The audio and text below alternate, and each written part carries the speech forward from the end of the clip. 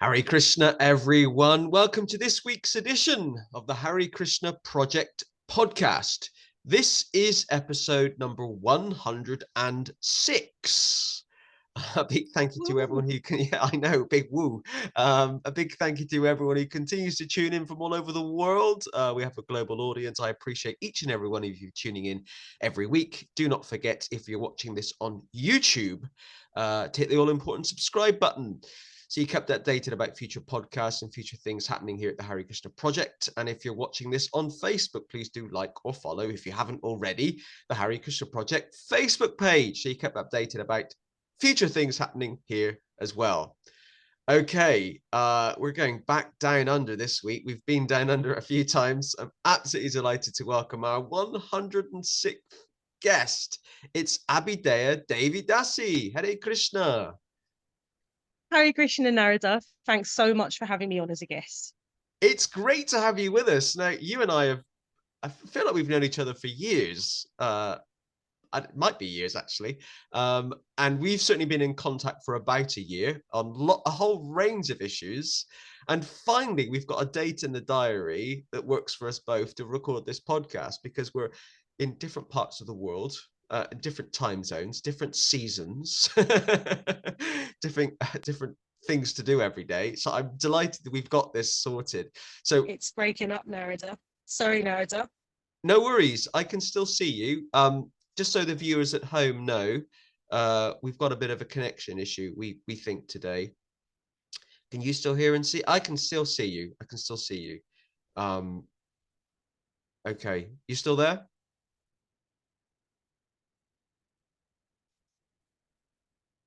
Hello? We're having some connection issues today. Not quite sure why. There we go. It dropped out. So sorry, sorry. Don't worry about it. Don't worry about it. It's one of those things. I've done so many podcasts, and every now and then it happens. I just see it as part of the show. If it happens, if we have those connection issues, I can turn off my camera, so the bandwidth is more focused on you. I think that's how it works. So so we don't lose the essence of the conversation. Okay, so Abhidheya, let's start off with a nice, easy question. It's the question that every guest gets first. Please tell us a bit about you and where you're from. Oh, it's gone again, Narada. I've lost you. It's breaking up. Okay, I'm going to turn my camera off. There we go. Can you hear me? Thanks so much, Narada. No worries. I can hear you great, Narada. Go for it. Go for it. The floor is yours.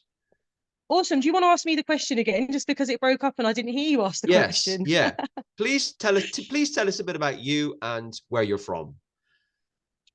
Well, first of all, Narada, thanks so much for inviting me onto your podcast to talk about Bhakti Kids Sangha today. So I'm Abhidheya Devi Dasi. Now, as Narada said, I'm based down under in Sydney, Australia, but you will probably notice I have an English accent. So I'm actually English originally. That's where I'm from. But I moved here around 10 years ago, and I started a family here. And I've got two little Vaikunta children. One's called Krishna Balaram. He's 12 years old. And then I've got a 3-year-old called Krishna Leela. And I am the founder of a project, much like you, Narada. You're the founder of the Hare Krishna Project, and you do so many different wonderful things in the community. I founded a project called Bhakti Kids Sangha. And I was hoping to share a little bit about what we do and what we offer to the community today. Fab, really exciting. So you've been in Australia for 10 years. I always have a bit of kind of a drop in. My sister-in-law is Australian, but she doesn't live in Australia. But whenever I meet anyone in Australia, from Australia, I have to say that my sister-in-law is Australian. So there we go. Okay. Can we also just find out a bit more about kind of how you discovered Krishna consciousness? How did you meet the devotees? Was that in Australia or before here in the UK? How did that work for you? So that's such an interesting question, Narada, because I feel like the devotees and Krishna were actually in my life from the beginning, in a weird way, dropping in and out. And it took me till adulthood for Krishna consciousness to really resonate for me. So I grew up in London, like I said, and the devotees are always out around central London. If anyone's been to London, you'll know they're out doing Harinam, they're out doing book distribution. So I have seen the devotees around doing book distribution, doing Harinam. I used to go to the Tony and Guy Academy on Oxford Street and watch them do their Harinam parades down the road. Wow. So for me, devotees were recognizable. I knew who they were. I knew roughly what they were about. And, I used to a lot of the time, because I was a bit of a, what to call it, like a goth, like a metalhead growing up, right? So I used to go to lots of, I know it's quite funny to imagine, right? But, I used to wear all this black and, so I used to go to a lot of concerts around there in central London as well. And a lot of the time when you were lining up, you would actually meet ISKCON preachers coming along, doing book distribution, talking to people in the queue. And I've actually went to the Soho Temple a few times because I worked in an Indian restaurant in Soho. That was my first ever job. And I'd do the lunch shift, and then the restaurant would close before dinner, and I'd go to the temple and I'd go check out the temple. And I always at the time thought it's a beautiful place, but I was so young and I was so conditioned that I couldn't imagine a life without alcohol, enjoyment, all the things that come with the London lifestyle of going out. And when that was kind of, that those concepts of the four regulative principles were put to me, I was really challenged by that. It went against everything that I had been conditioned to believe about what having fun or enjoyment really was. And so that was always a bit of a challenge for me. So I knew about it. I even went to India, in my early days around the age of 19, went to temples, had, some sort of spiritual experiences while I was there, but nothing ever really penetrated the heart, really, right? And I think I was just too young and too stupid, frankly, for it to really resonate with me. I was too wrapped up in my own conditioning. I was a product very much of my environment, because whilst I grew up in London, I did not grow up in a nice part of London. I grew up in Tottenham. So it's a very deprived, very rundown area. There were riots there, shops and the job centre and flats were burnt down. I mean, it's a really dysfunctional place. And I went to school there as well. So you can imagine the impact that had on my development, and therefore my outlook, and therefore my ability to accept Krishna consciousness, basically. So the devotees were recognizable. I knew who they were. They were not a new thing. But when I came to Krishna consciousness, I was much, much older. So I was an adult. I had already had my first child. So I'd had my son, who we now call Krishna Balaram. His name's Winter. And basically I was going on a bit of a healing journey, and I was doing Bikram yoga. Wow. How ironic. I was doing Bikram yoga, which is not spiritual at all, by the way. It's very, very much about the body. And I was doing that, and I instinctively felt like there must be more to this yoga than what's being taught in the studio. So I really started to dig into what is the process of yoga, what are the different processes of yoga, what are the different styles, what do they all do, what do they all mean, discovered mantra meditation, chanting on japa beads, kirtan. So I started to discover these things before really even going to the temple, going to an outreach program or anything like that. I did it all through my own research, basically. Yeah. And I even ordered japa beads, from the Krishna store. Wow. And got japa beads sent to my house. And, I met someone on book distribution that was just in Newtown in Sydney, which is like quite a busy area where I used to work. And he sold me a Bhagavad Gita. And I'd been, looking to buy a Bhagavad Gita. So it's really nice that it just, very, very naturally happens there on the street.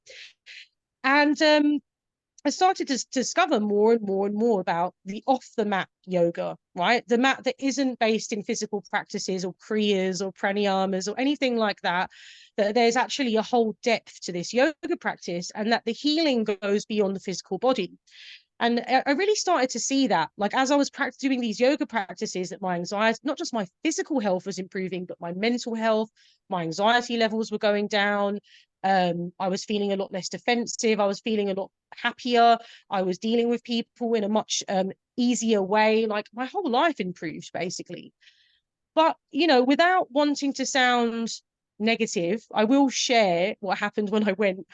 Please do. I like it when guests are honest about stuff. So I went to the ISKCON Sydney temple because, of course, that was the next natural thing to do, right? Was to go to the temple and see what it was all about. And, I think, you know, there's the congregation here. I don't know what it's like where you are, Narada. It's a very split congregation, right? So we have Indian yatra, and then we have like Western yatra, and it's very separate, and never the twain shall meet. Very rarely, like maybe on festivals, but they're basically completely separated. And so I went to the temple, which is a very Indian congregation. And I'm just going to be completely honest. I'm half Western, half Indian. So I'm no offense to any group. I sit in the middle. I have an Indian parent and a Western parent. But I found that the attitude towards me was not very welcoming. So, like on my first ever trip to the temple, it was Diwali. I remember it. It was Diwali, and it was a beautiful program. Shri Palad was there singing a beautiful kirtan. And, I just went to the Prasadam hall and asked if there was somewhere where I could fill up my water bottle and get some water. And they were laughing at me. They thought I was asking for a dosa. They thought this silly Westerners walked in, thinks it's an Indian restaurant and is trying to order a dosa. When actually, I like I said, I'm half Indian. I know what a temple is, and I knew it wasn't a restaurant, and I was simply asking for drinking water, and they were all sort of laughing at me. And that was my first temple experience. It felt very jarring actually to just be sort of humiliated like that on the first time of going somewhere like that. And like I'm new, I'm learning the customs still. Like I understand taking the shoes off and covering the body and that kind of stuff from having Indian family, but at the same time I don't know all of the nuances. So I'm really just trying to take a back seat and learn and look at what everyone else is doing. And I found it to be quite a challenging place. And the reason I raise this is because if I had not had the foundation of the work that I'd done beforehand, I probably wouldn't have stayed. And that's just me being completely honest. If I'd gone off my experiences at the temple, I probably would have been like, well, this isn't for me. But because I already had some established faith, very, very small amount of faith, but because there was already the seed of faith planted in the heart, that kind of gave me the longevity of sticking out some of these uncomfortable experiences and difficulties. I just found for a spiritual place, there was a lot of gossiping. There was a lot of just negativity, and not a lot of teamwork, and a lot of people competing for services, and it was just a difficult environment, and it wasn't what I expected. And I just wanted to share that, not because I want to say anything negative about the temple, but because I want the people listening to this to think when you're dealing with someone at the temple, just imagine it's their first time there. They've never been to a temple before. They've never met devotees. You're the first one. Be a representative. Really, really try and imagine that. Imagine that this could be their first time here. They're completely new. Like I'm giving them their first impression. And I just wanted to kind of, I know this podcast isn't about that, but that's the reason I shared that story, because I think we can all do that. That's something that we can all do when we meet people in the temple, when we meet people at festivals, or when we're out. We're representing Prabhupada, we're representing ISKCON, our devotional clothes on, and is really important, I think. That's just my own personal musing. No, thank you for sharing that. I do appreciate that. And I just turned the camera on to let you know I'm still here. But are you still involved with the Sydney Temple at all? No, so actually, funnily enough, Narada, I got so I stopped going. And I built a temple in my own house. So I built a full kind of altar. I got beautiful Radha Krishna deities called Radha Golokananda sent from Jaipur, had them installed. I got a beautiful Prabhupada Murti from Vrindavan. Like I basically built a temple in my house. And I stopped going because what happened was I felt that going there was hurting my bhakti. The final straw, really, for ever wanting to go there again was when my Guru Maharaj left his body. I went straight to the temple. I went straight there. And as you'd think, that would be the shelter, to go to, right? When your spiritual master's just left the body.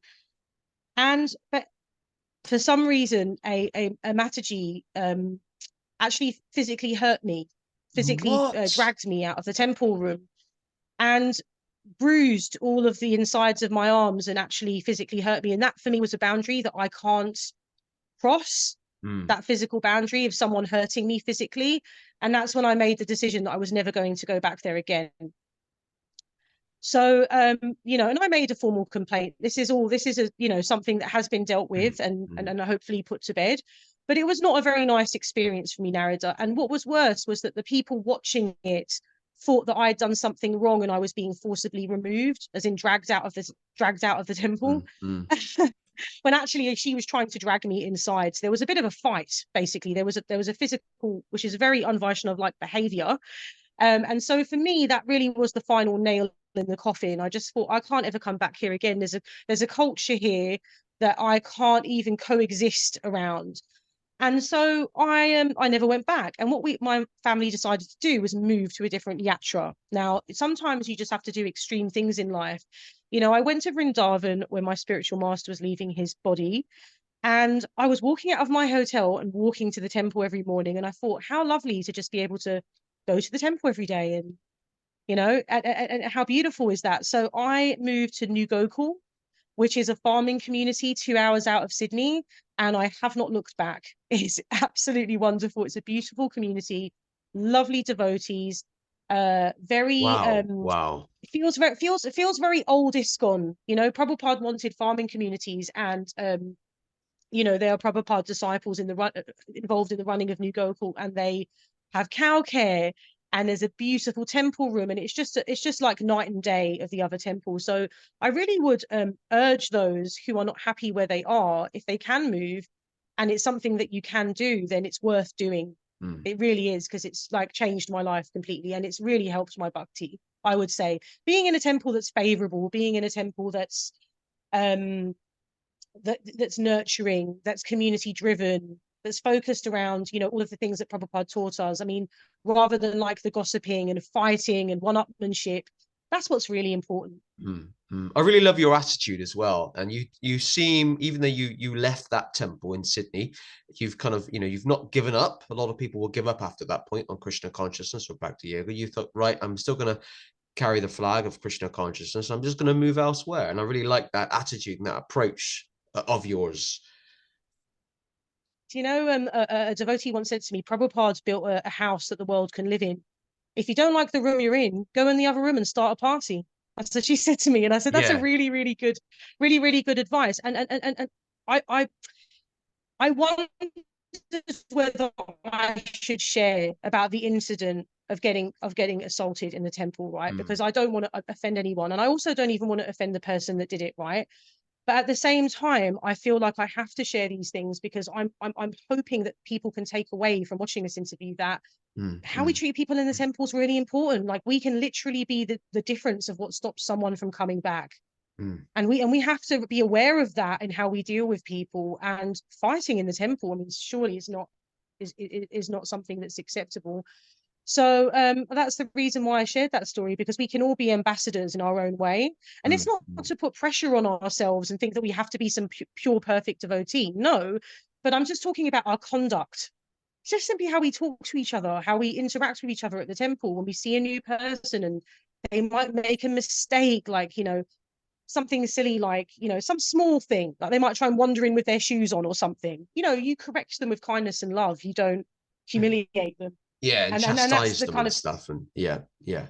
yeah, and that's kind of the takeaway that I want to be from this, because it's so easily, as you said, could have been the deal breaker that stopped me staying in Krishna consciousness. Mm, mm, And then the other thing that I noticed was that the children are so unengaged. Like, when I met my husband, he was going to a Pentecostal church very similar to Hillsong, called Inspire. mm.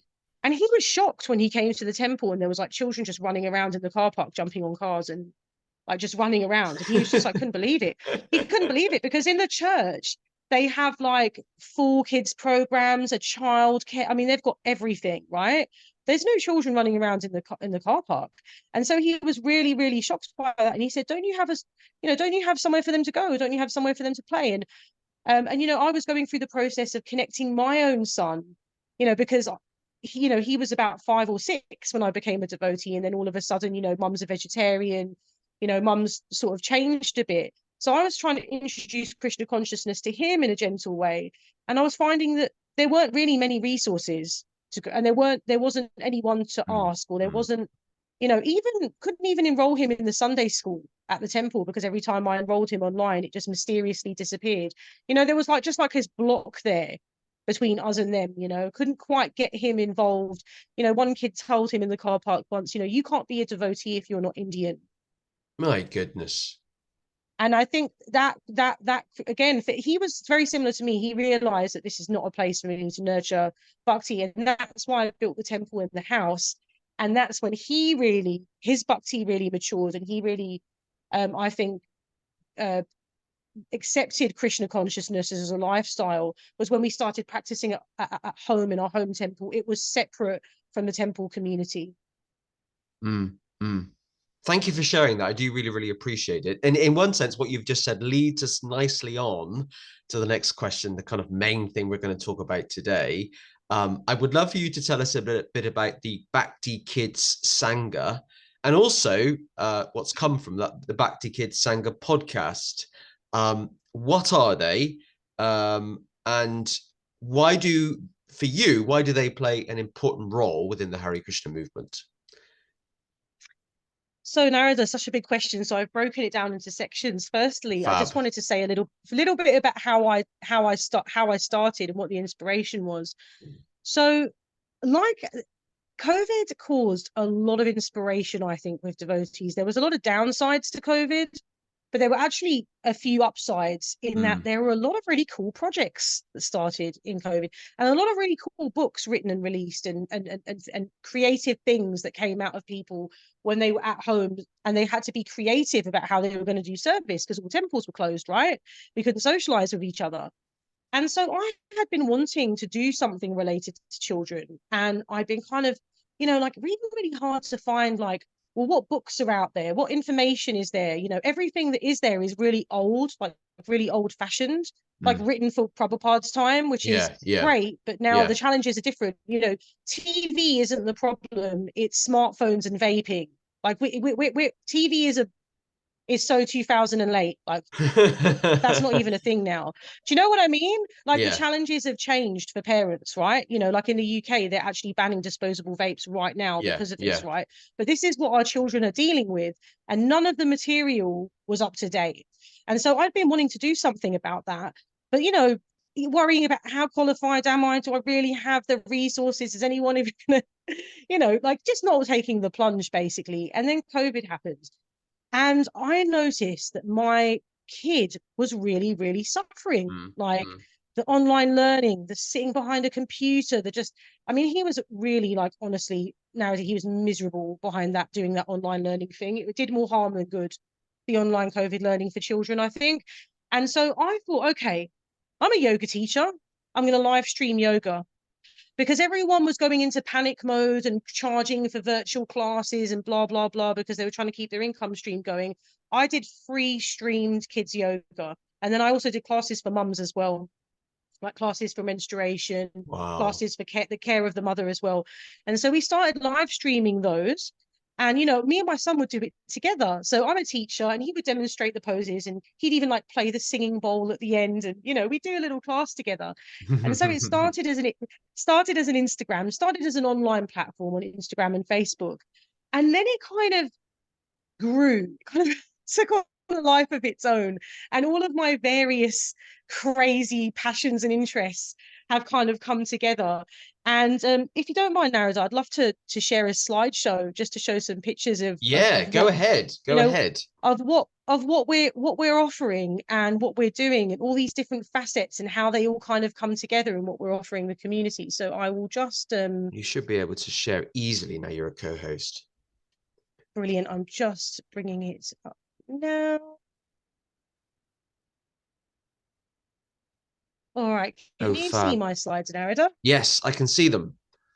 Absolutely. Brilliant. They look wonderful. Yeah. Thanks so much, Narada. So I just put this together just so the viewers could actually see. So it's so much more tangible when we can actually see, rather than someone just says what they're doing. So Bhakti Kids Sangha has a lot of community functions. It doesn't just do one thing, and they kind of organically grew and snowballed. So it started with yoga classes, and it started with being more of an information hub where I was kind of gathering what was already available and kind of collating it and putting it in one place for parents to find easily, because I identified that as the original issue for me as a parent. Because Mm. if I'm having this issue as a parent, then how many other parents are having the same issue?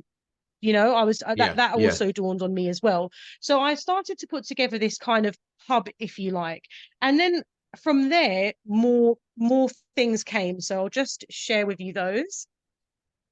So we have the online platform, the Instagram, the Facebook, and a YouTube channel as well. Now, Nice. I don't just share like what's happening, and if there's a course happening in Bangladesh or in London, or I've tried to make it international, I share all of them, right? So all of these wonderful efforts and projects that other people are doing, I try and uplift other people's work as much as possible. And then I also create my own material, like I share printables, I share, patterns for finger puppets and things that parents can just print off and use. So those are on Facebook and they're also on Instagram as well. Wow. And the YouTube channel, that kind of came, again, organic process. I bought a microphone to record the yoga, to give the yoga classes better sound. And Mm. I thought, while I've got this microphone, why don't I just try and record some interviews, just Yeah. see what happens. I really, really likes podcasts. That kind of grew from there. So there's the podcast on the YouTube channel, but there's also seminars that I've taught on, and this might sound really mundane to you, Narada. If you don't have little ones, it probably will, but on the importance of playing and how to play and how to link that to Krishna consciousness and how important that is for development. Because, and I say this as someone with an Indian background, a lot of the Indian culture is very, very fixed on academics. Mm. And Mm. like, here we have NAPLAN tests, you have SATs over there. And it's all about, preparing the kids for the tests and, getting the results as good as possible. And sometimes there's this vacuum where their spiritual education and their spiritual growth could be.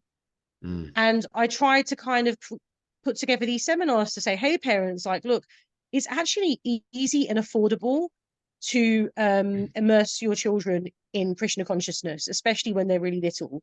And actually, if you don't do that, it's much harder later on when they get Mm. older. Mm. So there's an Instagram, a Facebook, and a YouTube channel. They're all called Bhakti Kids Sangha. And as you mentioned, there is a podcast. And I want to say a couple of things about the podcast because I love podcasts, but I really, really found that the podcasts in ISKCON were very Prabhu heavy, as in there were not many Vaishnavis, Yeah, yeah, not many definitely. Vaishnavis interviewing or being interviewed.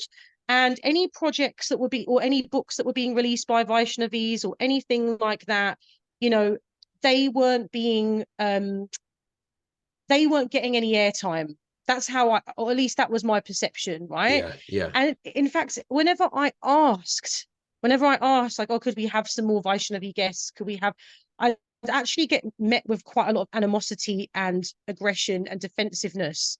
So and this is from all of the platforms, I'd approached a few and it was like never received well when I asked why are there not more Vaishnavis being interviewed? Why are we not hearing more about Grihasta life and like raising children and all of these kind of things? Because, when we look at ISKCON in its inception, there's lots of renunciants, everyone's living in the temple, but now people are living majority outside of the temple in families and having, Bhakti Vriksha groups, Namahata groups, those kinds of things.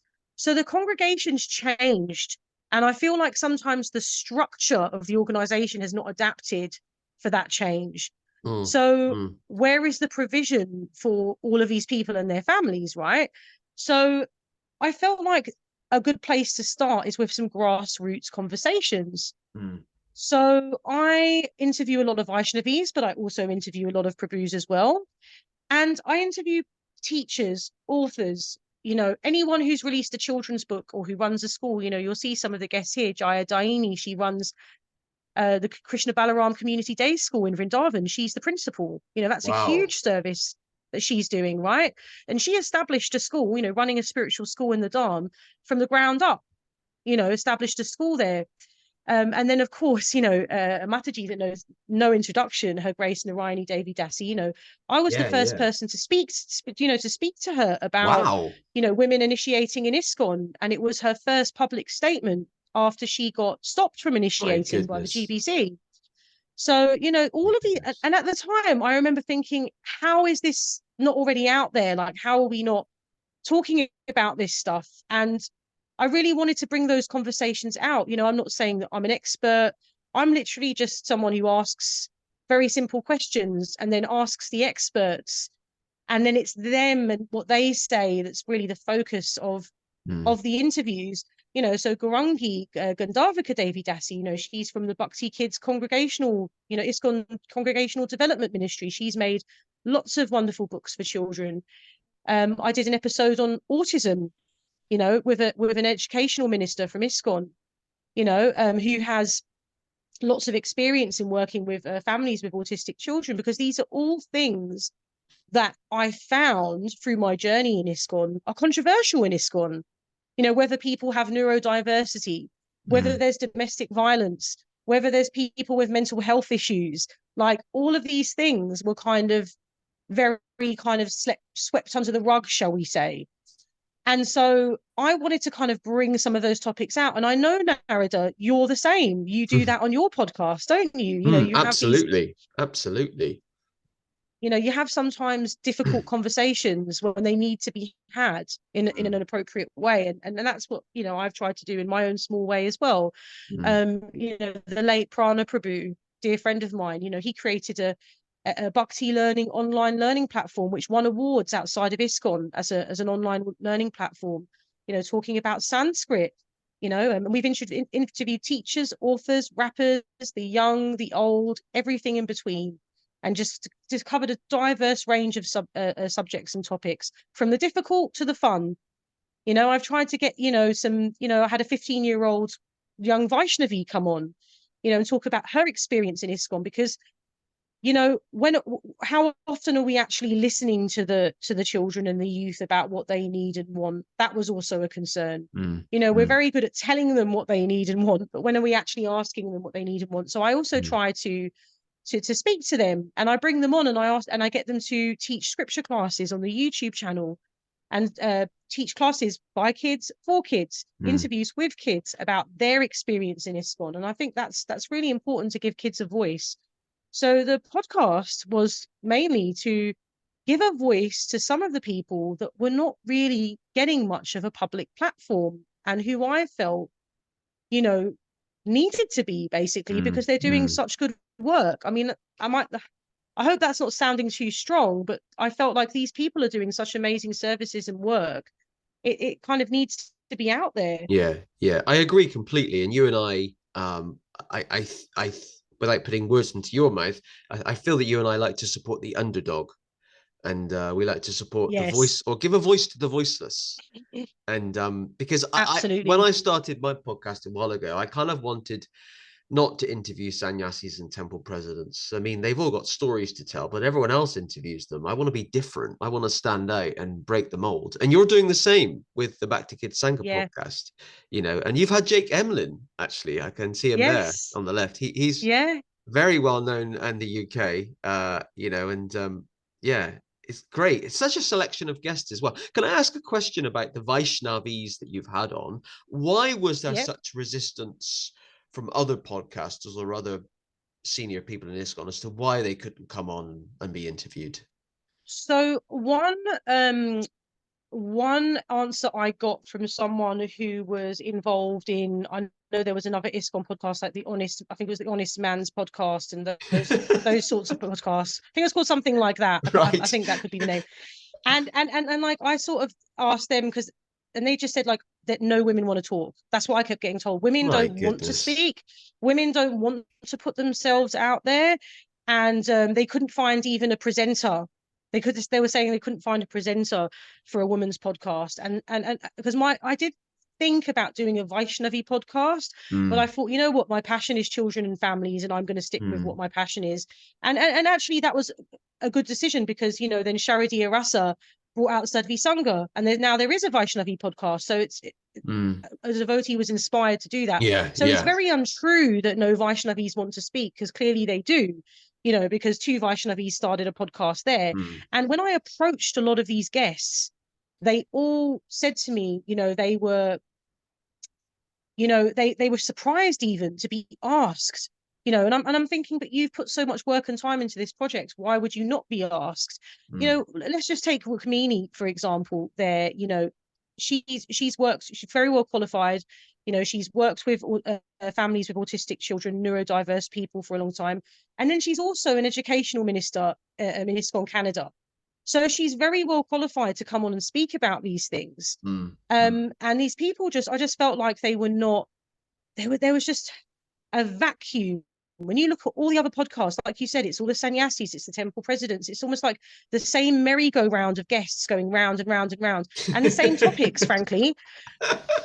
And you know, and I found, like, you know, even I remember once I made an innocent comment on a Facebook page, because out of all the 20 interviews they've done, there was one with Her Grace Narayani Mataji, and I said, oh, I'm so happy to see an episode of a Vaishnavi, and literally there were like a load of comments saying, you know, you're just confused and in bodily consciousness, and, you know, you're just obsessed with bodily designations, and why does it matter? And I'm like, well, of course it matters, because you've got 20 interviews and they're all with Prabhus, and there was not a single one with a Mataji. So, and you know, we make up a large part of the community. So the fact that we have no voice and no visibility is a problem. And anyone that says, oh, well, you're just, you know, absorbed in bodily consciousness, when you are just weaponizing, you know, an argument against you, basically, and just trying to shout you down, because there is the reality. And I felt like that's what we needed in ISKCON. We needed conversations about real things that affect us all, about raising children, and about bringing some of the projects and some of the Vaishnavis out of the shadows and into the forefront a little bit more. And, you know, that at times that has been challenging, because some of them have said, oh, you know, do I have to have my video on? Do I, you know, can I, you know, there is that apprehension and nervousness there. And that's because there's so much pressure on you as a Vaishnavi, you know, to get it right, to look presentable. You know, I've had so many comments and messages about my appearance. It's depressing, you know, when actually it should be about the content. Yeah, and that's a really bizarre thing. And I was watching something on the news in the UK a couple of months ago about female presenters and male presenters, and people want to comment on a woman's appearance. And I mean, no, as far as I'm aware, I mean, this is 106 podcasts I've recorded. No one has commented on my appearance. I mean, if they can, if they want to, but I just don't understand why people want to comment on how women look all the time. But unfortunately, that's the kind of social conditioning, and that's bodily consciousness, right? Yeah. When we're focusing on that, like, I've had messages about I should paint my nails and things like that, and I'm just like, if you're watching my podcast and you're focused on the nails, then I don't know what you're watching. You know, like, it's just it's an unfortunate thing that we as Vaishnavis do have to kind of traverse when we do these things, but I actually think it's been very worth it. And I'm very happy that many Vaishnavis have come on and been brave enough to talk about, you know, bringing their careers and Krishna consciousness together, like Rukmini in that picture has done. You know, like, you know, both of these Matajis here, they're all teachers. So they've got real world teaching qualifications, PhDs, degrees, but they've connected that to Krishna. And, like, you know, one's running a school, one's releasing books. Like, these things are huge and actually very much needed in our community, in our society. And so, you know, because I was noticing a lot of these books were coming out and some of them weren't selling. And it's simply because people didn't know about them. You know, people have to know that it's there, right? And I think, you know, without sounding like it was advertising, it was more just trying to showcase what's actually there, so parents can choose, oh, I actually do want to buy that book for my child. Oh, I do actually want to get them Mridanga classes with that person, or whatever it is. You know, or get their astrology done with that astrologer, because we've done astrology as well. Like, all of these different aspects of raising children, of which there are so many aspects. You know, we've done single parenting. We've looked at, you know, what happens when the family breaks down and there's domestic violence. You know, what happens if if you think a child might have a disability, and then you need to kind of approach doctors and that kind of stuff. Like, these are the real world things that we have to experience, whether we're a devotee or not, when it comes to raising children. But having, I think, our own conversations from inside of ISKCON is really important, because when you get information from outside, it's tainted with loads of other stuff. You know, oh, you know, the amount of times I've been to a doctor and they've told me I have to feed my children meat, and I'm giving them a restricted diet. Like, so we need nutritionists from ISKCON to talk about nutrition, right? We need people from inside our Sampradaya. So that was the aim and the goal. Whether I've been successful or not is up to the viewer. So another aspect of Bhakti Kids Sangha is there's the podcast, which is a vast area in itself. I'm really passionate about literacy, mainly because I was a bit of a late bloomer, actually, with my academics. And when it came to learning to read myself, I actually was some considerable age before I could actually learn to read. Just a bit of a slow learner. I had a lot of help from my father, and so I'm very passionate about literacy and literacy skills in young children and how important they are, because, you know, knowledge is freedom and power, right, in this world, especially when we want to you know, raise our children, right? Because of all our scriptures are in books. Books are the basis. You know, Prabhupada taught us that books are the basis, and that's why I called this part "Books are the Basis." So I have built so many children's libraries, Narada. I've actually lost count. I was trying to list them for this Wow, interview. you've built children's libraries. Small ones, Narada, little choti libraries. But it's still amazing, though. It's still amazing. So I just really believe that all children should have access to books, not digital books that are on phones, not on iBooks, actual real books that you hold in your hands. Now, Prabhupada's books are always the ideal, but a very young child is not going to be able to read Prabhupada's books. So I get books that are written by devotees, or, you know, by, you know, I've checked them, you know, they're from a Hindu publisher, and I've checked them over, you know, like Abhidheya Press, like we see in the pictures here. A lot of these books are from Abhidheya Press. And they make very, very, very beautiful books that are bilingual, that are spiritual and sastrically correct. And so I've made these libraries in. I'll just give you some examples. In New Gokul, where I am now, there's a library. In New Govardhan, if you look at the center picture, that's New Govardhan there. And there's more than that. These are just a few of the titles, and then we keep adding to them as well. The Australian Hindu Council, the Sydney Sanskrit School, in the top right corner, they're all the teachers from Sydney Sanskrit School, and I made a library there. The Krishna Balaram Community Day School, I think they're on the next slide. If you look at these little children in the center slide, we've donated Nimai's Adventures to them. And actually, Narada, I just want to announce here right now that they are about to receive 20 copies of Mandakini's Panchatattva book we have donated to the school for all the students. So 20 copies of Mandakini Devi Dasi's new book on the Panchatattva, which is a box set of 5 books. So when you think there's 20 of them, is literally any day now about to arrive at their school as a gift from us. That's amazing. You're doing such wonderful stuff. I didn't know anything about this kind of these library projects before today. So it's amazing to hear about what you're doing. I just think libraries are really, really important, Narada, because not all children have the capacity to have books at home. Now, it might be that their parents won't buy them or can't buy them. Whatever the reason may be, children need literacy skills, and they need to be exposed to books, and they should be exposed to books that have about spiritual content as early as possible. Because what happens is they'll read rubbish about Action Man, Spider-Man, whatever, and they won't learn about the real heroes. And those formative years, I think the literature that you read is very, very, very important. And that's why I established these libraries, because I did feel, and I'm just being honest, Narada, that when a lot of these books came out, there was a lot of resistance from parents for wanting to buy them. They didn't want to spend money.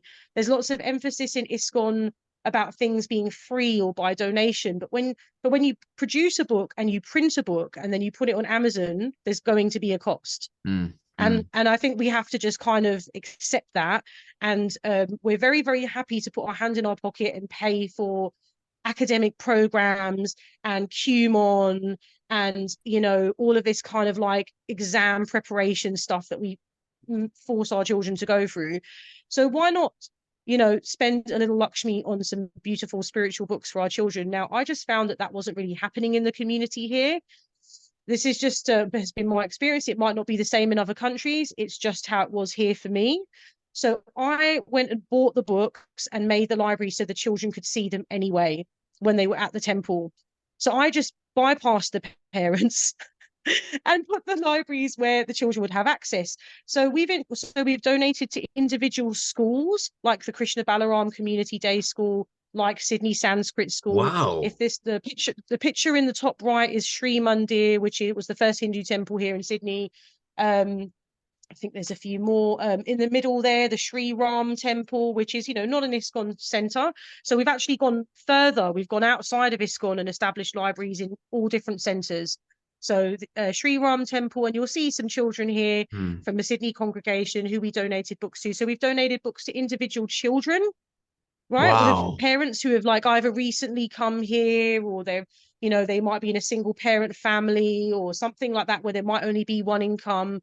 You know, this young girl here is a Ukrainian girl. So we gave individual books to families, and then we also built libraries in these temples, in these farming communities and schools as well, with an emphasis on places where there might not be the Lakshmi. So you can imagine the community day school in Vrindavan. You know, there's always a need for donations, right?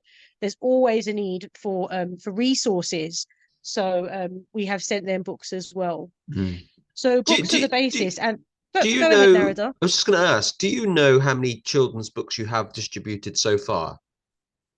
I don't, and I wish I knew. And I was going through the pictures, and when you look at all these pictures, how many there are, like it just goes on and on and on. And I don't even have pictures of all of them because sometimes you can't take a picture of some children for, you know, for various different reasons. Absolutely. Or some people, So there's only a certain amount of pictures, but there's been literally, like I was writing a list, you know, New Gokul, New Govardhan, Australian Hindu Council, Sydney Sanskrit School, Krishna Balaram Community Day School, the Sri Ram Temple, the Sri Mandir. Then we've got 20 more books going to the Krishna Balaram Community Day School. So it's got to be in the hundreds now. That's amazing. It's got to be. Very impressive. Very impressive. I just really feel like those reading skills, they're so important, and also that sowing the seed of Krishna consciousness in their heart early on through books, through picture books, also really important. And a lot of these books contain links to Sanskrit, which is another one of my passions, which I'll come to.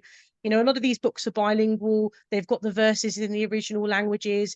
That's also really enriching and important as well. So the library project was one of our first projects we were doing before even the podcast started. The library projects started, and then through the podcast, very many kind devotee authors have donated books. So you'll see there's, you know, Janma Leela, those many copies of those were donated. Adidev Press, they donated loads of books to us. Sham Saki from Radhadesh, she's also donated lots of books as well. So I bought many books, but I'm also very grateful to the many people who donated their books for these projects as well. So I didn't do it alone, Narada. Like a lot of things, it was an international teamwork going on from all of these different authors and publishers, basically. And this is your son over on the left, right? The young chap on the left, with the brown. Yes, that's my son. I've seen him. It's a bit of an old photo now. Yeah. I've seen him in a few of the photos, but and it's great that he's getting involved in volunteering as well and helping you with different things. But this is also another reason of why I like doing some of the more hands-on stuff rather than just the virtual online offerings, which is very much like, you know, I put the podcast together, I organize them. With the hands-on stuff, they're very much involved. So they come with me on book distribution. We go out on the street and we distribute Prabhupada's books together. You know, when I come to some of the other services that we do, you'll see that they are very much involved. And that's why I always say I'm a co-founder, because actually this project is a family effort. the whole family is contributing to this project. And, you know, children, Vaishnava children are at the heart of this project. And therefore, my children are at the heart of this project as well. You know, they're a major inspiration for all of this. There he is again in these middle photos giving Cool. books to the Pujari at the Sri Ram temple there as well. So I'm going to move on to Sanskrit now. This is my other big passion area. And so we offer a lot to do with Sanskrit. On the YouTube channel, there is a Sanskrit learners playlist. But I do not Wow. post tutorials, and the reason for that is because I think you have to learn something as intricate as Sanskrit from a teacher. You can't learn from YouTube tutorials. Like, you really need a proper teacher. So I try and put some nice things on there that will inspire people that to learn and to kind of learn nice little bits, but really you need to engage a teacher. And so these are some nice pictures of my kids and how I've used hands-on play-based learning to teach Sanskrit to them, especially when they're young. You know, I hear from so many Indian body devotees, oh, I learned Sanskrit at school, but it was so boring. You know, I had a teacher called Sastri, and he was just, you know, he was so serious, and it was so boring. And actually, it's the opposite of boring. It is the most wonderful science. And actually, when it's taught correctly, and I'm very, very lucky that I had a good teacher that brought it alive for me and made it dynamic and made it, you know, made me want to learn more and more and more. I never felt like, oh, this is dry and boring and why am I bothering, you know? So really that needs to happen too. We need to have teachers in ISKCON who are teaching Sanskrit, because another area that I identified, see, I'm identifying lots of areas and trying to plug lots of holes, is that we don't have a lot of formal Sanskrit training in ISKCON for people that want it. I'm not saying that everyone should learn Sanskrit. Not everyone wants to learn Sanskrit, and that's fine. But, you know, the children certainly should, and the adults should be facilitating that. And a lot of our scholars are either leaving their bodies or they're not teaching anymore. And if you look at some of the ISKCON schools that are outside of India, Sanskrit is not even being taught. And that to me is a massive problem that we're not doing that, because it should be as a minimum being taught in the Gurukuls, and unfortunately it's not. And so I was started off kind of teaching my own kids Sanskrit, and you can see here I've used magnets, write picture alphabet for my kids, you know, just using felt and unpainted coasters from the hardware store. You know, I just painted on them and put the letters on, you know, like very, very simple to do really, but very dynamic, and they're not bored with it. They're very interested by it. So I did that, and then I kind of, you know, as that grew, I was then involved with a Sanskrit shloka competition, and I was lucky enough to be asked to be a judge, and to and the best part for me wasn't being a judge or being on the panel, but was teaching the children in the months up to the actual day that we presented, right? Because I got the wonderful privilege of a service to have these children come into a Zoom room, sometimes 5 nights a week I was with them, learning all the verses so that they could compete in this little Gita competition, right? And these are some of my students. So you'll see on the left corner, this is Richa, and she actually won first place. She was one of my students. And then I've got Avni in the middle, who's, and most of these kids have stayed with me. So I now have an ongoing class that I teach. And so Avni, and you'll see Padma there with my son, they've all stayed in the class. So I'm teaching Sanskrit over Zoom, and I'm hoping in time to kind of expand that aspect of Bhakti Kids Sangha and expand the Sanskrit teaching, because, you know, as the saying goes, if you want something done, you have to do it yourself. You Yeah, know, I'm the there's same as you. The Hare Krishna project's become bigger than it was meant to, because there's so many things to be done, and it sounds like you're doing exactly the same thing with Bhakti Kids Sangha. It's fantastic, you know. I love these medals. I love the trophy. I can tell you've put so much effort into it. You've thought about it so much. I mean, I'm surprised you have time to sleep. Oh, it's always a chat, you know, but you know what? I get a lot of energy from doing these things somehow, because I just see how happy it makes the kids. Like when I coached these kids for the competition. When the competition day happened, it was supposed to be that was it. It was the end. The kids all asked their parents to ask me. No, some of them, not all of them stayed. Some of them went off to other classes and how they had other teachers, but a lot of them wanted to stay. And so I've still got them, Narada.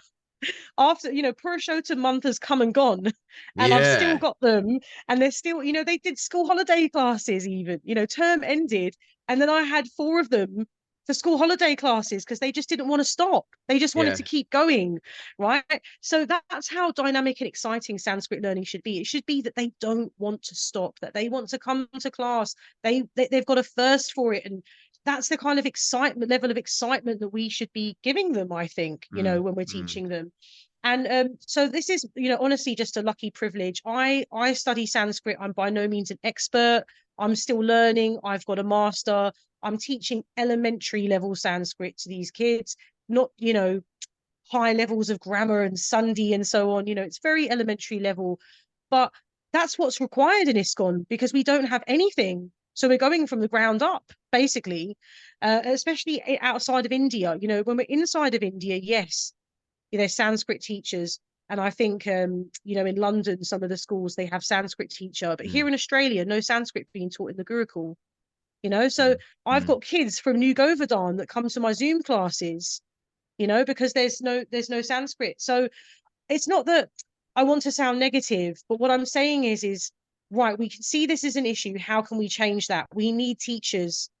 We need scholars. We need to retain those teachers. We need to pay them well. We need to support them. We need to give them, a nice classroom and let the children learn, because I think it's asymptomatic of a wider problem in that we're just not fully there yet in facilitating for children properly in our centres. It's slowly starting to happen, but it will take time.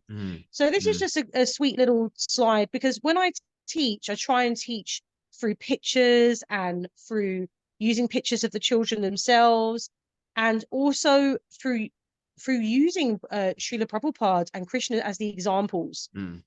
So, I have a whole slideshow on verbs, and, they're asking the question, Srila Prabhupada Kim Karoti? What is Srila Prabhupada doing? And then I have all these pictures of Prabhupada acting out all the verbs. And that's how they learn the vocabulary, through Prabhupada exemplifying the verbs. Wow. So it's not that Sanskrit's removed from Krishna consciousness. It's very much linked. We're not learning Sanskrit because we want to, be grammarians or show off, but because we want to be able to read the text.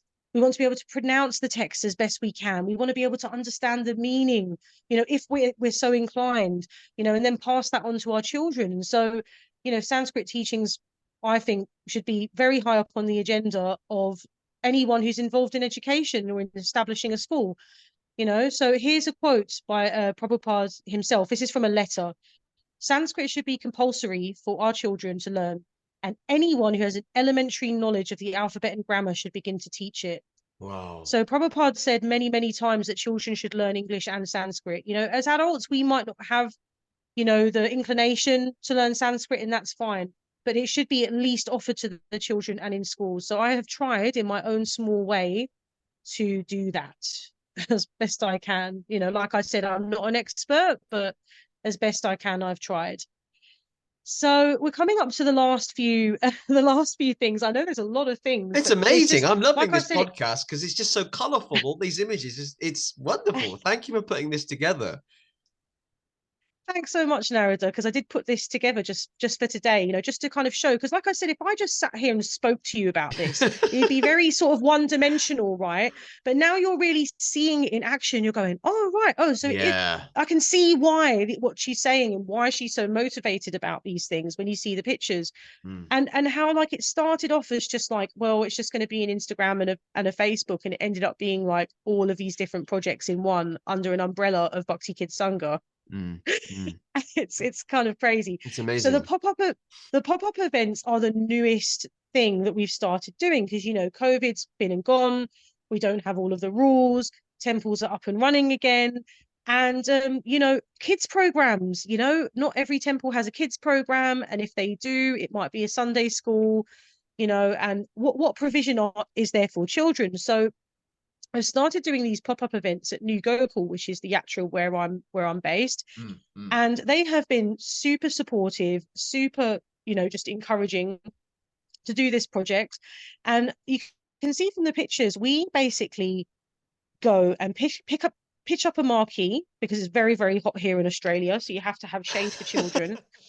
And otherwise, everyone will bake in the sun. And I basically set up, I'll show you the next slide of pictures, different things for different age groups. So you'll see in the far right corner, that's the section for under fives. A ball pit, they've got toys, they've got dolls of Krishna, they've got dolls of Srila Prabhupada. And, I've thought about everything. The banner artwork there is from a book called Janmalila, a children's book called Janmalila by Devi Sri Books. And it's a beautiful watercolor artwork of Vrindavan. So I've tried to kind of make it look like, they're in Vrindavan there as much as possible. And then all the crafts are linked to Krishna consciousness as well. So, here in Australia, and it's much like probably the same in England, everything's mixed with Christmas and what the kind of popular culture is, right? So all the kids were coming, and like I saw them in the kids' reception, because I built a kids' reception at New Gokul with like pens and paper and stuff for them for when there's no program on, so that there's something for them. And they're all writing letters to Santa.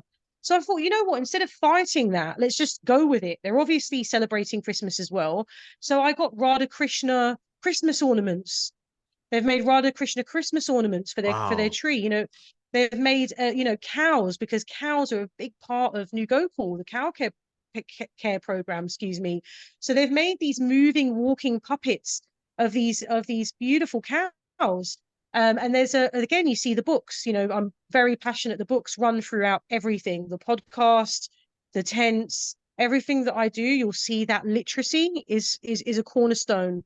So there's a designated library. You see there's little sofas there, little children's-sized sofas, and they can sit there and they can read to their heart's content, basically. And there's books for any age group, and there's games for babies, because another thing that I noticed was a lot of kids programs don't cater for under fives. It's over fives. So babies are devotees too. Absolutely. Yeah. And so they also need provision. So that was part of why there is an under five section there as well. You can see my son and my daughter there on the slide. Look how happy they are, Narada, when there's something for them. It looks great. I wouldn't mind hanging out there for the day. They're having so much fun. You know what, Narada? A lot of the adults do. Quite a few of the adults have come over and said, "Oh, we're going to come and hang out here because this is where all the action's happening." Like it actually is. It's like a community hub, Narada. That's what it's like. It's great. It's wonderful. So these are just some examples of the posters, and I made a little homemade sign. Me and my son made that together, because I like that homemade feel. I am just a mum at the end of the day. Like I'm just someone's mum. So that's kind of like why I like to have this kind of... I mean, that comes across. I mean, that sounds an obvious thing to say, but it's very authentic and very natural. And it's like, I know of some mums in the UK like you who are just passionate about kids and kids stuff. And, it's just, I get that feeling from you, is that you're really passionate about what you do. I mean, that sign says a lot, actually. It's like, hey, let's do a sign and let's color it in. It's wonderful. Yeah. And like I made that a game. Like my kids helped with it. I didn't just go and do it by myself. They were involved in everything. Like my son helped with that sign a lot. So I try and involve them as much as possible. And you'll see they're in all the pictures. So my son, who's 12, he will volunteer all day, help with registering all the parents, help with, because it's very hot here, I always have cold drinks. So he helps serve the drinks, and he helps a lot with this project. Yeah. So it's inclusive, and I've even tried to make sure that there's provision for children. I've noticed a lot of kids come and they're on the autism spectrum, and the temple's very loud and overwhelming for them, and that's why I have a quiet corner. Someone said to me, why do you have a quiet corner? They're kids, like they want to be loud. I said, no, not all children. Some children are very, very disturbed by loud noises and chaos, and need a soothing, calm corner for them where they can sit, look at a book, be away from the noise. Neurodiverse children, so there's also provision for them as well, so that there's somewhere for them to sit where they can just, if they need a bit of a break from everything, they can, or for anyone for that matter. can come and have a break. And also the parents, Narada, are starting to kind of congregate and chat and talk to each other, because in modern society, and this is inside ISKCON and outside of ISKCON, the parents are very disconnected. They are all doing their own thing. They're all worrying about their mortgages. They're all, trying to juggle everything, and they're not associating with each other. They're not, there's no Sangha, right? That's why it's called Bhakti Kids Sangha. It's not just the kids Sangha, it's the parents Sangha. The parents need to be connecting, the mothers need to be connecting, and the mothers need to be cared for. And that's kind of like almost like my next development. I actually want to have a bit something more for parents where, as I develop this, I kind of develop it as I go, because obviously there's the financial challenges as well of financing everything. So I bought all these little tables and chairs. I've, got the banner printed, of this loads of balls and all, just loads of little cogs that all go together, right? Custom made Prabhupada dolls. Like it all kind of adds up. So just as I go, I expand it every time I do it. And my next thing is I want to have somewhere for the mothers to sit and to associate with each other as well.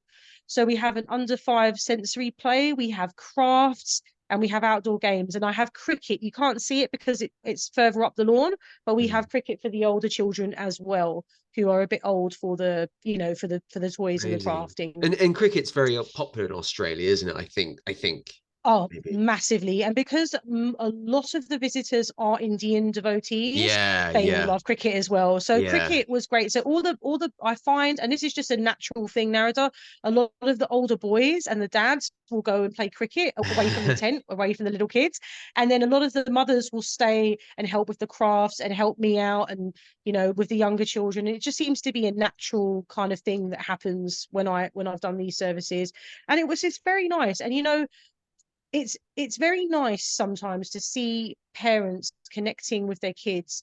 There was this beautiful family that came and they were like making cow puppets with their sons. And I just thought, people are so busy, especially in Sydney. A lot of our visitors are from Sydney. Like Sydney's such an expensive place to live that they both work full time. Like when was the last time they sat down and made anything with their kids, And it's like having that moment to stop and to do that. Like I've had a lot of parents come and thank me just for that opportunity alone of like having a connection with their kids, like an organic connection that just happens. And it's got a spiritual center.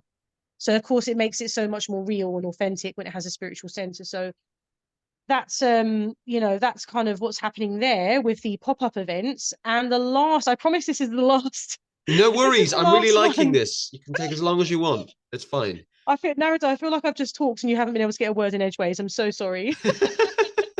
Don't worry about it. So lastly, school programs. So these are the programs, the only sort of things that I do that are aimed at people who are outside of ISKCON. Everything else, like the pop-up events, the books, the libraries, all of that are very much aimed at people who are already in ISKCON. We're already, bought in, paid in members, where you might be initiated or not, doesn't matter, but you're going to the temple, you're living the lifestyle, you're committed devotee, right? And that's why you're watching the podcast or you're coming to the programs at the temple. This program is where I go into schools, so government schools, just regular schools out in Australia. And I do programs where I talk to them about Krishna consciousness in a very kind of elementary basic way. And so these pictures of a program I did at a rural school. So there's only 90 children in this entire school, very, very small country school, primary school. And I went in, I gave them a little slideshow and talked about, and I kind of didn't go in and say, this is a presentation on Krishna consciousness brought to you by Abhidheya Devi Dasi. No, I did a presentation on India. So it's like it was like kind of like a geography thing, Mother India, and then I wove in the Krishna consciousness and just happened to mention that there is a temple in the next town over 10 minutes away in Millfield, New Gokul, and show them about it and show them pictures. And the temple cooks these beautiful samosas that you see me serving out here. They very kindly made prasadam for all of the children. So as you can see, like the relationship with the yatra for me has completely changed from like this combative, like literally physically combative relationship to this beautiful relationship that I have at New Gokul, where they're so supportive to me. Like they've cooked, the temple president cooked those samosas himself for those children. Wow. Yeah. Like Wow. he made the time, and there was other things going on at the temple, and they don't have many volunteers because we're 2 hours out of Sydney, right? Mm. He went into the kitchen early and cooked those samosas for the children, and like made sure that there was sweets, made sure that there was something for the child that can't have gluten and all of that. Like real amazing attention to detail and care from the yatras. I just want to thank them for that they've been so supportive. They provided all the food. And then I do a little craft with them. So here I made a rangoli. Really, really simple. All the kids just made one big rangoli together. And they had so much time doing it. And you know what's interesting about this program is their teacher. I had a briefing with him before I did it, and he sort of said to me, "Oh, look, they can be a bit restless. Don't be surprised if they're a bit restless." And anyway, afterwards, he came up to me and he said, "How did you get them to listen? They Mm. just listened to you. They just sat and they were all asking all these." Like, I had never planned to talk to them about four regulative principles and get into all of that, but they were asking about that. They were asking about chanting. They were asking about no meat, no alcohol, no gambling. And one child said, "Oh, they're really good rules, right? These are kids that don't have devotee parents. They're just kids from the community, the local community." So there were some really, really intelligent questions being asked, and even their teacher was completely shocked that these kids are really interested in this random class about India, and they're all trying the food, and I love it. they're I all just love it. they're all eating the food, and like one boy just kept he actually started turning up at my house and saying, "Do you have any more of that do you have any more of that really delicious Indian Really? food?" Yes, he started It's turning up so at my cool. door. It's so cool. Yeah, yeah. So it was I was able to connect not just with children who already have parents who are devotees and have already been exposed to Krishna consciousness, but actually being able to connect with children who have never had experience with devotees ever in their life. Mm, I mean, that's mm, pretty mad, mm. isn't it, It's Narada? amazing. Like It's they've just, amazing. It's amazing. Thank you and so I much for believe sharing all of that. I just that love is that. the Okay, I'm going to go back to if I I think click, Zoom's just, it's okay. Okay, how's that? I'm gonna click that one. There There we we go. go. There we go. Okay, I loved all of that. I'm gonna stay out of the room temporarily because the quality's been fantastic since I left. So maybe I should leave more often. But It's a bit it's of a shame we can't see you. I hope it's not too boring for the viewers, but it's just, let I me think try just because, again. Let me try again. But I'm just really loving listening to you talk. But I've just been sitting here, relaxed, actually, listening to what you have to say. So a few questions. I'm conscious of the time as well. I mean, you have to go somewhere in a minute to, I think, pick up your children as a responsible parent. I have one question. Um, yeah, one more question's good. have you faced any obstacles to what you're doing? What obstacles have you faced? That's my first question. And second's kind of a follow-up. How are you received now in terms of the ISKCON community?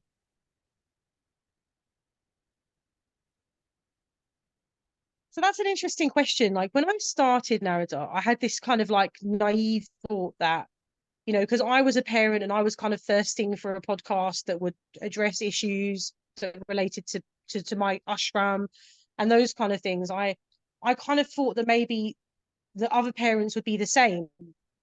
But I actually found engaging parents to be a little bit tricky, actually. I'm just being completely honest, Mm, mm, right? Because your podcast is all about honesty and not dressing things up, right? And mm, just addressing what the actual issues are.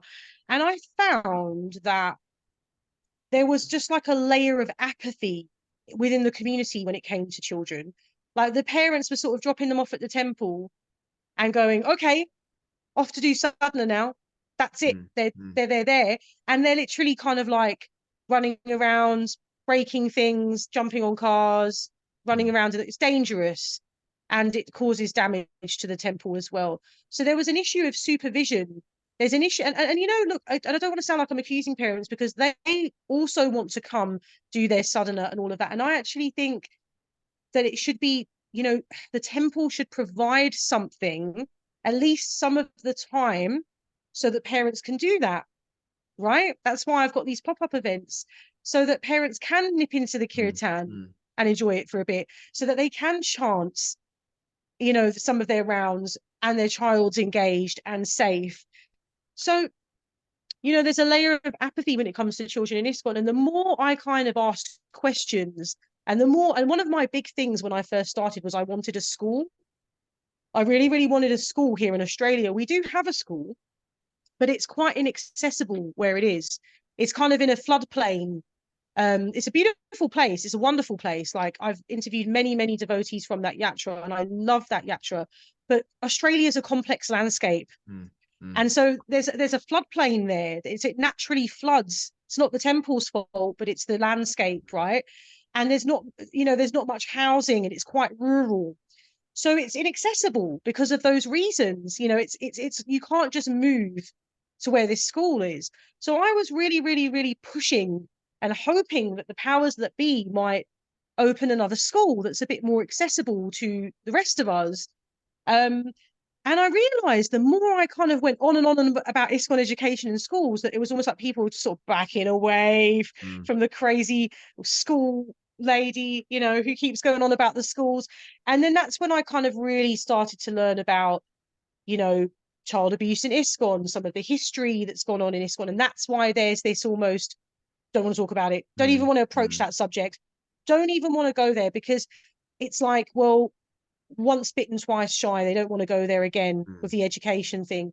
And that, I don't want to sound apocalyptic, but will be our demise if we do not address that, because the health of a community, the sustainability of a community comes from its children. I promise you that, Narada.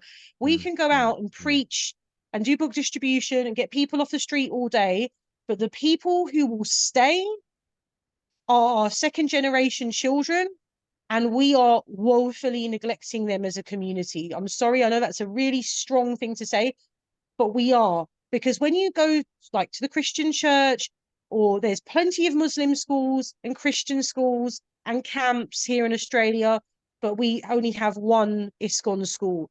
And they've just announced they're going to build a Hindu independent school, the first one in the state. The Hindu Council have just been given the funding by the government to do that. But we are so slow off the starting blocks with children and education and retaining. So many of our children, we're not retaining them. They're leaving, or they're converting to other religions. And that's a huge problem. And that's because we are not engaging them in an age appropriate way early on. And I think we need a culture change throughout ISKCON, not just in one country. It's not just a here problem, it's an everywhere problem. And kids pop-up tents and Sunday schools, there shouldn't be that shouldn't be an amazing one isolated thing. It should be every yatra is doing that. I don't know what you think, Narada, but like we're behind when it comes to our schools and our education, and like camps. All the Christians go off to school camp, and they have a big camp on the school holidays, and they all spend time together, and they all learn about their scriptures. And like, why aren't we doing that? And then when you try and implement something like that, oh, there's no money, or there's no support, or the parents are like, oh, we don't want to make a donation. Like, we really have to get past that. If that's one takeaway I could give to the parents right now, is that we don't think anything of spending money on our mortgages, on tutors, on petrol, on all of these things, but we won't give another devotee a donation for a quality class or service. And that is a huge problem in the culture of our society.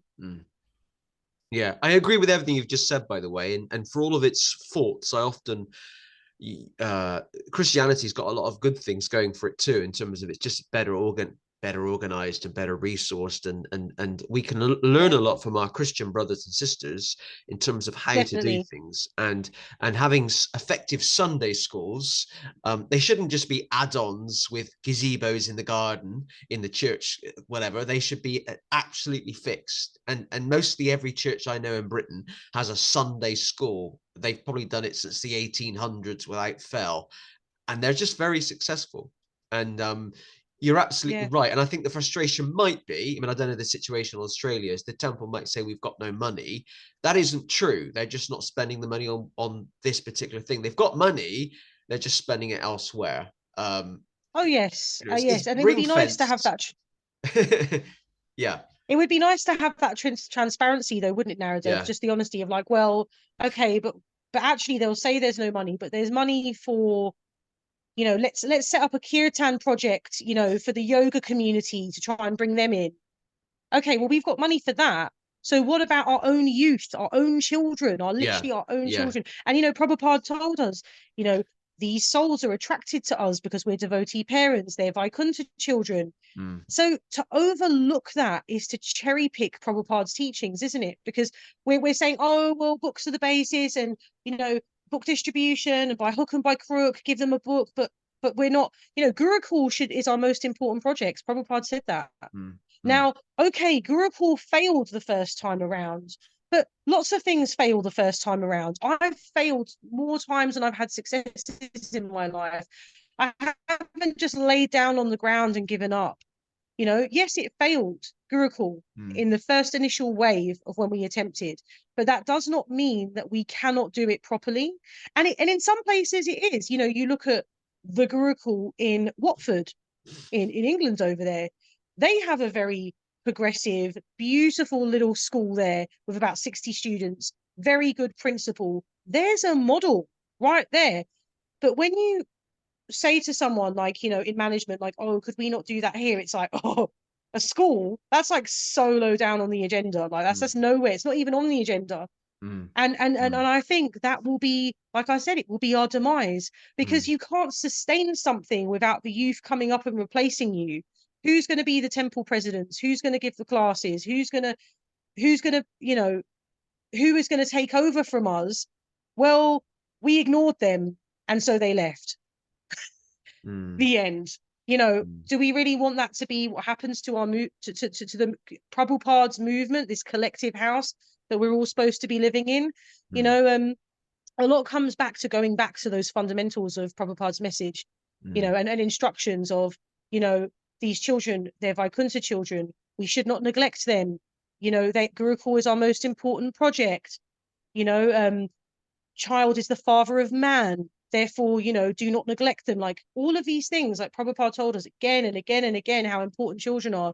And yet we've just gone la la la la la because it's too hard and it's too expensive. But that's just what it is. mm, There's a whole group of devotees in Melbourne who have done all the work together to put a school together, right? They've, the late Prana Prabhu, who I mentioned before, wonderful ISKCON educator, he helped them with their curriculum. His whole life was spent building Krishna conscious mm, curriculums. mm, So they've got a perfect curriculum. They've got teachers, no premises, no money. Because I asked them, like, when do you think you might be able to start? Because I was thinking, I'd be willing to move for my kids to go to this ISKCON school that's going to open, but they can't get a premises. There's no funding, and I'm not attacking or blaming any individual person mm, here. We as a mm, collective mm, mm, all have a part to play in this. We have all neglected this, and we're all too polite to go, too afraid of making an apparat to go to temple management and say, we need a school. We need one now. mm, We needed one yesterday. Our kids are suffering. They're going to school, and like my son had to cut his seeker off because the kids were bullying him about it. Like all sorts of things. Like we do need our own schools. mm, We do need our own education system. We do need a place for children that makes them feel welcome and mm, wanted and part of the mm, community. mm, And that is what we are missing in the jigsaw that is ISKCON. mm, mm. Thank you for sharing that. I do really, really appreciate it. And these devotees in Melbourne, how long have they been looking for a premises? How long have they had the curriculum and the teachers, but not premises and no money? I'm not sure. I've only made contacts with one of them recently, and Mm, I was asking, when have you got any idea of when this, might open? The school might be ready to be opened, and they said, oh, but we can't. We've got to find a premises, and we don't have any funding, and you know that's a shame. Like, why have they got no mm, funding? all the funding should be going to them. There's so many devotees in Melbourne, Narada. It's a huge yatra. There's so many kids. A lot of them are homeschooled, right? And they're already in these little homeschooling groups that kind of work together. The parents, it's a very organized, good, wonderful yatra, actually. It's a great yatra. And such a need for a school. Like, we have so many young families here, and more coming, more. It's growing. It's a growth area, because India and Australia just signed a migration deal for more skilled migrants to come. So more people are going to come. And so there's so much need for this provision for families and children. Like when you go to a mall now, like a shopping center, there's a parents' room with a breastfeeding room, things like that. Do we have that? I mean, most temples don't even have a change table in the toilets, or a high chair in the prasadam hall. I know it sounds like such a small thing, but like, we need them as parents. It's all part of the messaging that this place is for us, and we're welcome here. I agree with everything So, you're like, preaching. You're preaching to a fellow member of the choir. I agree with everything you say. All those things make people feel included. You know, they might seem small things to me, who actually haven't got kids, and I don't particularly want kids, but yeah, a high chair, I can imagine, is really important at the dinner table, so you can all eat together. yeah, and even a change table. Like, the Sydney Temple has nowhere to change a nappy, and if you go and change a nappy somewhere, like, people look like, oh, it's disgusting. But I'm like, well, where's the place that we can do it? Yeah. New Gokul has a change table in the disabled toilet and high chairs. It makes it's such a small thing, it's such a small investment, but yeah, it makes such a big difference to the parents. And I provide nappies in there. I put nappies and wipes in there, so if a parent's forgotten, they've got provisions in there. And like you said, makes no difference to you, Narada, but to someone who has a little baby and they need that nappy, or they need that high chair, or they need it makes or breaks their visit. It makes or breaks their experience. Abhidheya, I'm conscious of the time. I think Yeah, you've got to go and pick up I your think I answered kids. the last. I think You I answered the answered the last last question question. I think. wonderfully, and Yeah. you've answered all the questions thoroughly, which is wonderful. And you said just now about, oh, I haven't had a chance to speak. That's great. I love the fact that a guest is so enthusiastic about something, and I just ask a question and the ball starts rolling, and I sit back and relax. It's wonderful. It is. It's good when you don't have to work it out of the person, I isn't can it? It's just nice when it chill. I just can just chill. flows. Yeah. It's been great to have you as the guest this week on the Hare Krishna Project podcast. I'm going to say goodbye to the viewers at home, and you and I can have a brief debrief after. But I will put all of the links to different websites, YouTube channels, whatever you want me to put with this podcast on both Thanks the so much, YouTube and Narada. Facebook version, because I want people to go to what you're doing, or find out more about what you're doing. And I'm starting to feel like I should visit Australia, you know, because all the to see what's going Well, on. you are welcome to stay with us if you do, Narada. Thank you. And yeah, Australia, just it's I've never been. I've been to the Philippines and I've been to India many times, but I've never been as far as Australia. So maybe it will happen one day. So a big thank you to Abhidheya Devi Dasi for being the 106th guest on the Hare Krishna Project podcast. We're actually getting close to 108, and I think I know who that guest is going to be. Just sorting out diary dates, but that's quite fun and exciting. So a big thank you to Abhidheya for being the guest this week.